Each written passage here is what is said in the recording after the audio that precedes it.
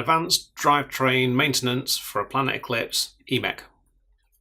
First part of this video, concentrate on the front end of the drivetrain, which is the regular part of the maintenance, which is just around the bolt guide, bolt and can. I'm going to leave that alone for now. It's already been done. I'm going to wipe the grease off the bolt guide now to help us be able to remove it. We're going to concentrate now on the rest of the drivetrain. And this maintenance needs to be done every 100,000 shots in average playing conditions. If it's under harsh conditions, you may want to do it every 50,000 shots, but it's not something that needs to be done all the time. I'll use a microfiber to unscrew the bolt guide.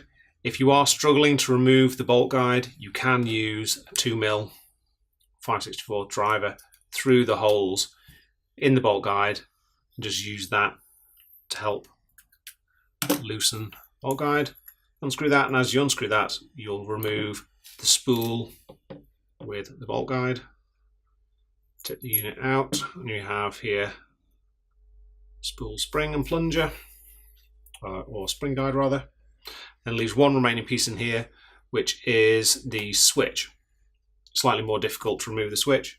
May need to put something into the hole in the switch just to use it to lever it out. There's the switch. There's now nothing else inside the valve body. What we will go ahead and do now is just clean inside the valve body to take out any of the old grease, which will go right down to the bottom where the switch lives. You can wipe off grease from the switch, both externally and internally.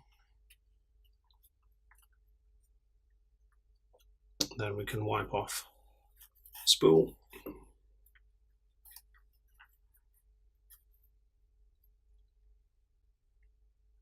Make sure all the seals are clean, and spring as well. Also clean the inside bolt guide. Once all that is done, we can start to reassemble. Again, Planet Eclipse grease, a small amount each time with your finger. There's some on each of the seals and the spool. Again, just wetting the seals, make sure they're not excessive amounts of grease there. That can go into there. Can now put that into there too. Leave that for a second. I'll just apply some grease internally and externally onto the switch.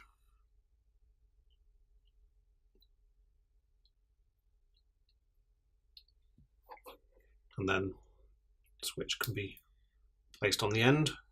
And this is whole assembly can now be slid back inside the valve body, and bolt guide can be attached. Grip it with microfiber, make sure it's tight, and again, if you want to make sure it's extra tight, screw that in and using a hex key through the holes, bolt guide. And before we put the can back on, apply again to the two O-rings on the bolt guide. Remove any excess, don't need too much, don't need to grease any of the O-rings back of the bolt guide.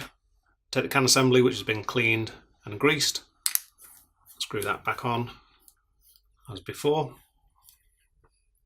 and that is the drivetrain, completely cleaned, re-greased, maintained.